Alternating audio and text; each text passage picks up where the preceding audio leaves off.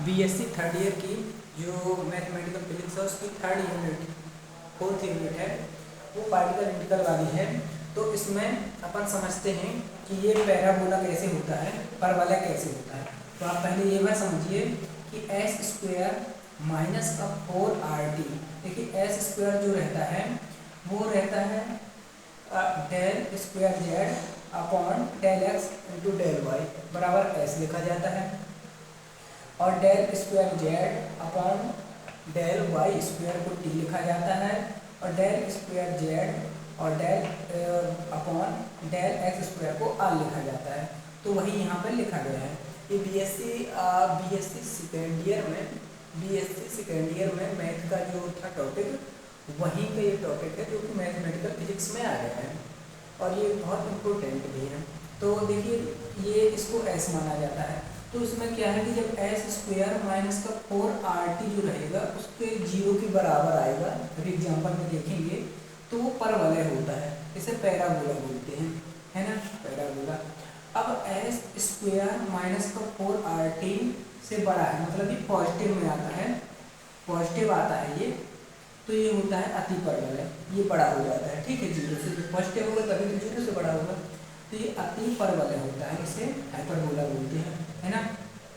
अगर S square minus का 4RT से 0 बड़ा हो, मतलब ये माइनस का है, जब तो 0 बड़ा होगा, ये दीर्घवृत्त होता है, एलिप्टिक बोलते हैं इसे, ठीक है। तो देखते हैं इस एग्जाम्पल के द्वारा कि कैसे क्या होता है, ठीक है।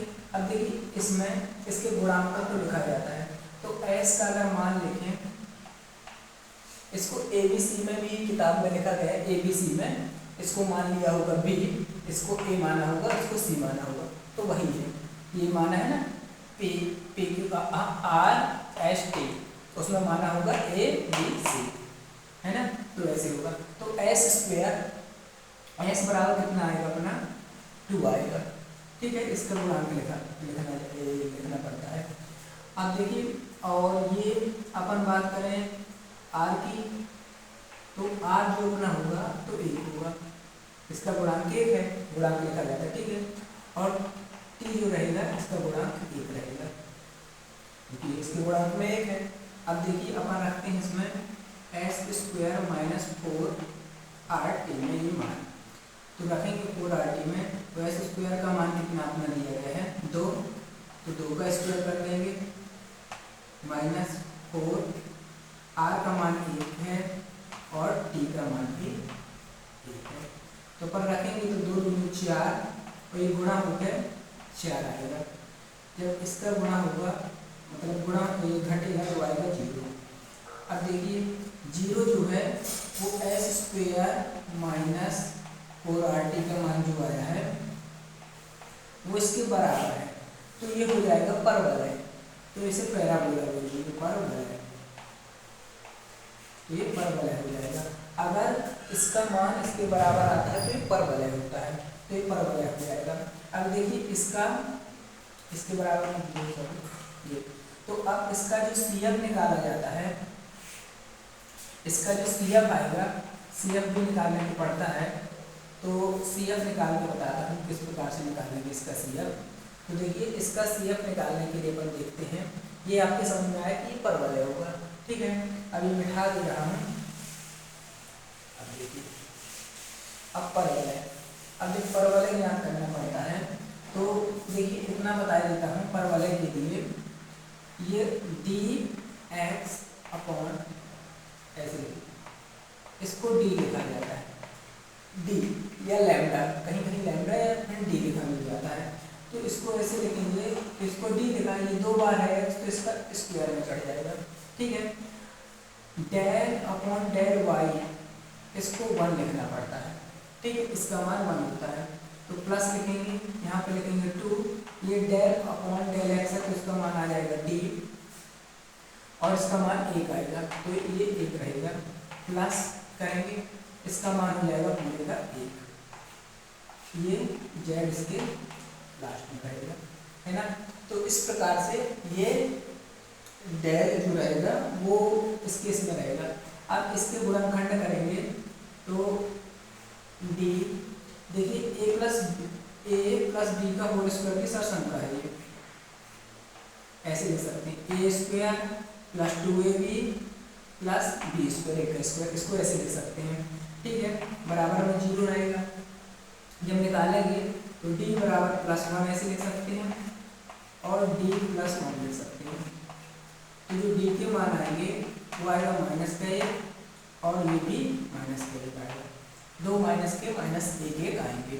अब देखिए इसका जो CF निकालेंगे, तो इसका जो CF निकाला जाता है, तो CF निकालने के लिए देखिए अगर होमोजीनियस है, होमोजीनियस फंक्शन है, समघात है, तो इस प्रकार से निकलेगा। अगर होमोजीनियस नहीं है तो इसका दूसरा रूप रहता है निकालने के लिए। तो ये होमोजीनियस है, तो होमोजीनियस के लिए क्या करेंगे, ϕ1 लिखेंगे, फिर y ये -1, इसको -1 है तो -1 लिखकर यहाँ x में इसका गुणा हुआ करता है। अगर 2 होता तो यहाँ का 2x आ जाता, -2x, लेकिन यहाँ पर 1 है तो इसको ऐसे लिख देंगे, फिर प्लस करेंगे, यहाँ लिखेंगे ϕ2। अब जब दो फंक्शन x के रहे हैं, मतलब एक से ही रहे हैं, तो वहाँ पर x लिख दिया जाता है, एक और x। अगर यहीं पर एक और -1 होता तो ϕ3 में x का स्क्वायर हो जाता, ये आपने पढ़े होंगे 3rd ईयर में। और यहाँ पर वही लिख देंगे y और माइनस का x, y माइनस का x लिख देंगे। तो इस प्रकार से इसका CF हो जाएगा। इसका जो PI निकालेंगे, PI जो इसका होगा, तो PI जब 0 रहे तो इसका PI 0 होगा। अगर यहाँ पर कुछ संख्या होती तो उसका PI अलग प्रकार से निकाला जाता है। ठीक है, तो ये हो जाएगा। तो इसका जो आंसर होगा, आंसर जब निकालेंगे तो आंसर में पूरा लिखना पड़ता है, Z बराबर, दिख रहा होगा आपको, Z बराबर होता है CF धन PI। तो ये पूरा उतारेंगे, मतलब क्या होता है CF plus PI, CF plus PI होता है। तो इसमें PI जोड़ेंगे, 0 है तो 0 का 0 आएगा, तो अपन इसी को हटा कर लिख देता हूँ, Z बराबर, ये इसका पूरा आंसर हो जाएगा। ये जगह नहीं है इसलिए नहीं लिखा, यहाँ पर PI जोड़ना है। तो इस प्रकार से इसका अपन आंसर निकाल कर लिख सकते हैं। ये हुआ आप पर वाले का एग्जाम्पल। अब देखिए दूसरा एग्जाम्पल देखते हैं।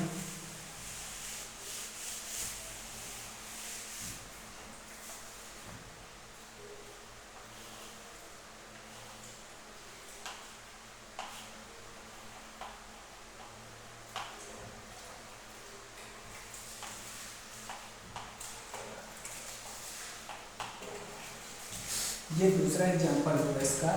तो इसका दूसरा एग्जाम्पल जो है तो किस प्रकार से निकालेंगे, देखिए यहाँ पर ये इसको t मानना पड़ता है, तो t नहीं सॉरी इसको r मानना पड़ता है। तो r बराबर इसका जो r इसको मानते हैं तो इसका गुणांक 1 है, तो 1 आ जाएगा। और इसको इसका गुणांक इसे मानना पड़ता है t, तो इसका गुणांक होगा माइनस है तो माइनस का 1 होगा। इसलिए एग्जाम्पल ये है जिससे समझ में आ जाए, यहाँ पर माइनस है तो माइनस का 1 होगा इसका। ठीक है, और s जो होगा s बराबर 0 है, क्योंकि इसका कुछ मान नहीं है, मान रख देंगे s² माइनस का 4rt रखेंगे। s का मान 0 का स्क्वायर माइनस 4, r का मान 1 और t का मान माइनस का 1, गुणा होगा तो आ जाएगा 4 आ जाएगा। ये जो 4 है ये 0 से बड़ा है, मतलब ये इसमें आएगा, ये s² माइनस का 4rt, s² माइनस का 4rt जो है वो बड़ा है 0 से, मतलब हाइपरबोला होगा, अति परवलय होगा। तो ये अति परवलय होगा। तो इस प्रकार से ये अति परवलय हो जाएगा। तो ये भी आपके समझ में आया होगा कि अति परवलय किस प्रकार से होगा। ठीक है, अब देखिए इसका जो CF और PI मतलब जो आंसर निकालते हैं हम किस प्रकार से निकालेंगे।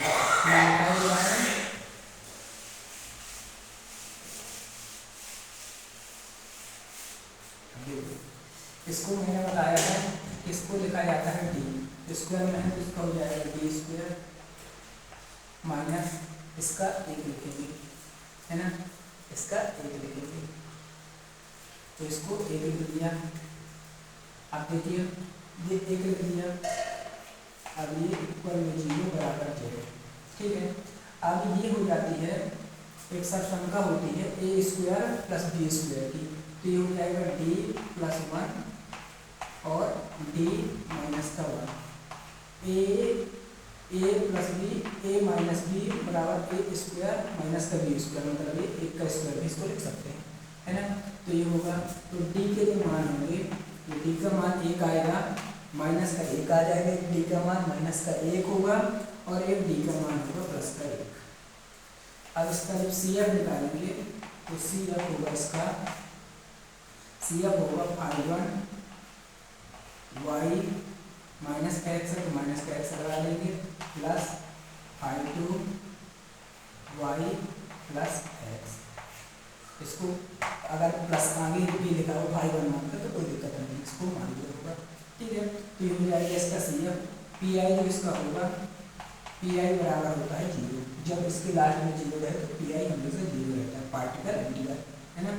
तो ये 0 रहेगा, जो आंसर रहता है जेड बराबर रहता है C F plus P I, C F धन पी आई रहता है, तो पी आई 0 है तो इसमें 0 जोड़ेंगे तो 0 ही आएगा, तो यहाँ पर जेड बराबर जो आंसर होगा ये इसका जेड बराबर आंसर हो जाएगा। तो इस प्रकार से आप ये वाला भी आंसर कर सकते हैं। अब देखिए ये हो गया परवलय का, अतिपरवलय का, है ना। तो ये जो हो गया अतिपरवलय, देखिए ये वाला भी टॉपिक आपके समझ में आया हुआ, ये भी आ गया। अब ये देखते हैं दीर्घवृत्त का एक क्वेश्चन।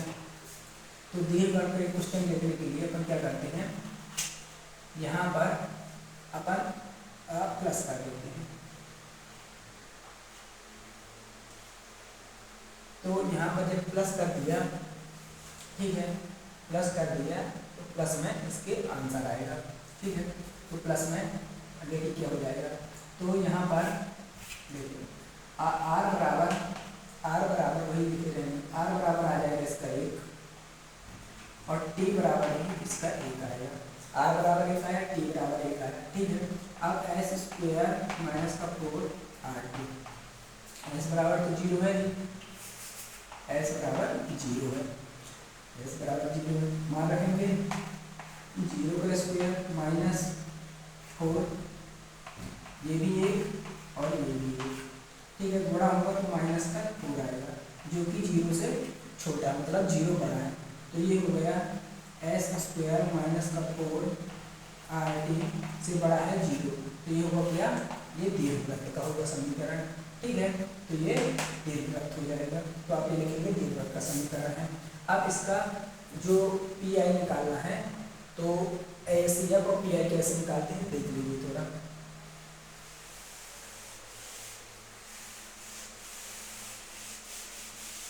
तो हर बार की तरह इसको भी अपन लोग लिखेंगे, और इसको डी स्क्वायर लिखेंगे, ये प्लस का 1 हो जाएगा, ठीक है, बराबर में 0, जेड बराबर।